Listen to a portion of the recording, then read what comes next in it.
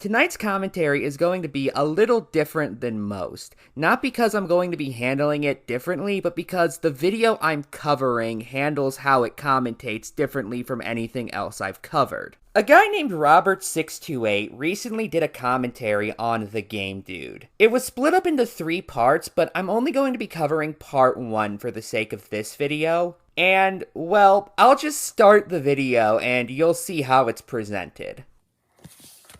Hello everyone, Robert628 here, and welcome to another commentary. Today's commentary is going to be a little bit different, and I call these commentaries Die Monster commentaries. Basically, they're commentaries on videos with nothing but fail in them. For these commentaries, I will be using a different avatar. In this case, I will use Sheik from the Zelda series. Why? Because she's fast, she's sneaky, and probably my second favorite Zelda character right behind Link.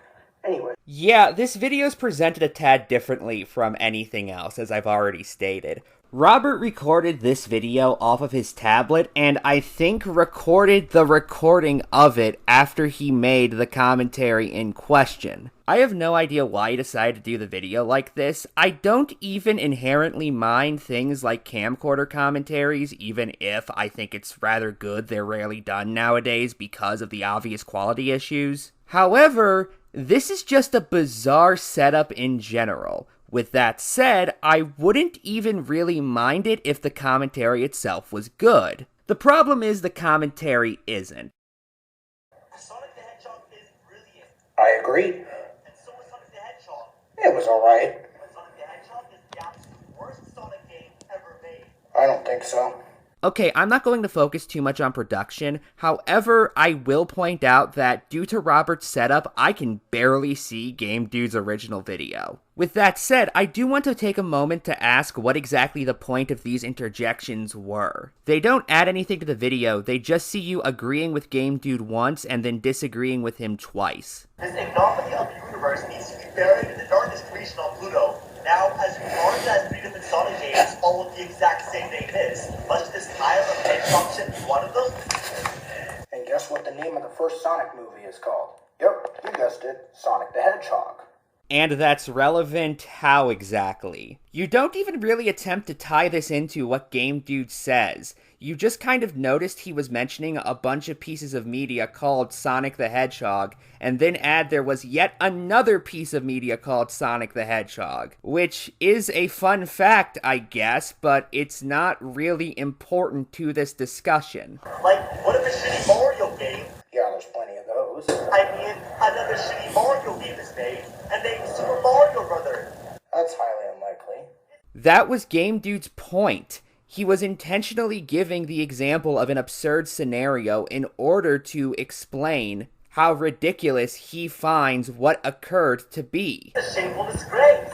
Yeah, you kinda are. Well, that was a needless insult, so are we going to get anything of substance from you at any point in this video, or is it just going to be you adding nothing, really? And yeah, if you haven't noticed, that's my biggest issue with this commentary. Robert's points commonly don't really even add anything to Game Dude's original video. It's not even a case of him just not arguing with Game Dude. That would be one thing. It's more that he just continuously doesn't contribute anything through his interjections. Anyway, there's too many characters. They're all annoying, worthless, stupid, wimpy, ugly, Play-Doh looking, devoid of any fun. They all suck, and I want to turn them all into Inuit clothing. Why would you want to do that? Because, as he had put it before he made that final statement, They're all annoying, worthless, stupid, wimpy, ugly, Play-Doh looking, devoid of any fun. They all suck, and Thanks, boss. I thought they hadn't. their lips synchronized with their original Japanese voice, but should have been edited to match the horribly dubbed English. Have I forgot to mention that this game was rushed? no, but you haven't explained why that debunks Game Dude's point, given even if the reason why this is the case is because the game is rushed, that still means it's the case. Therefore, Game Dude is right. Sometimes their lips barely move. I may not know what that man's up to, but it can't be a good thing. If that's not bad enough, they constantly repeat the dumbest lines. That tornado's carrying it off. It's meant to make the gameplay more fun. And given Game Dude is complaining about it, we can come to the conclusion he feels it fails to do so. It doesn't matter why it's there, and by the way, you show no evidence that's the reason why it was included. What matters in the case of the review is what Game Dude thinks of this feature of the game. He can only attack by throwing dummy ring bombs. Wasn't it that way in Sonic Heroes as well? No, because in Heroes you could also throw the other two characters of the team you were using if you were playing as the flight character. But even if you just mean the dummy ring bombs were in Sonic Heroes, who's to say Game Dude liked them there as well? Fuck, I know he didn't. I saw his Sonic Heroes review. And heard him where he criticized this aspect of the game. Throwing dummy rings is stupid and awkward. Why are they infinitely stored up as bombs? Why can you go through them? Why can't you move them? And why can't you just recollect them, but not raise your ring count? Infinitely crammed up his ass, and look, can't even pick them back up. Couldn't he at least pick them back up, but not have his ring count increase? Gee, I wonder why you can't pick them back up. So do I, in all honesty. Are you going to explain why? Because you're treating it like it's self-evident as for why Tails shouldn't be able to, but it's really not. It sounds like he's whispering, have you guys discovered anything? And why would he drive vehicles when he was faster? He could actually go a little faster when he drives a truck. What trucks? There aren't any trucks in Sonic 06, to my memory at least, that Shadow can ride in like he can the motorcycle or the hovercraft. Jumping into the vehicles can be a real thing. And just because sometimes the buttons won't respond. Well, I don't think he's going to be able to make it in the truck from there. That's a buggy, not a truck. The Sonic the Hedgehog wiki specifically calls it a buggy, as does the game itself. It looks like that armed buggy still runs. Press the ball button to get on it.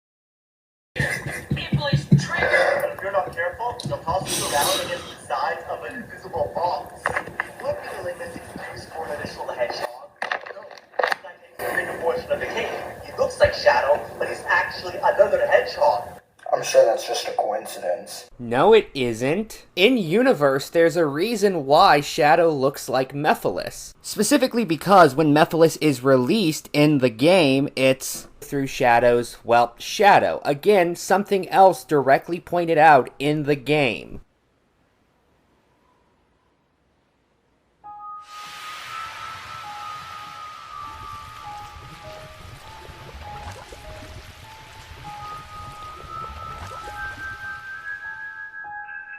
What? His shadow. Oh, how ironic fate can be. I would never have believed I would be resurrected through your shade. I thank you, Shadow the Hedgehog.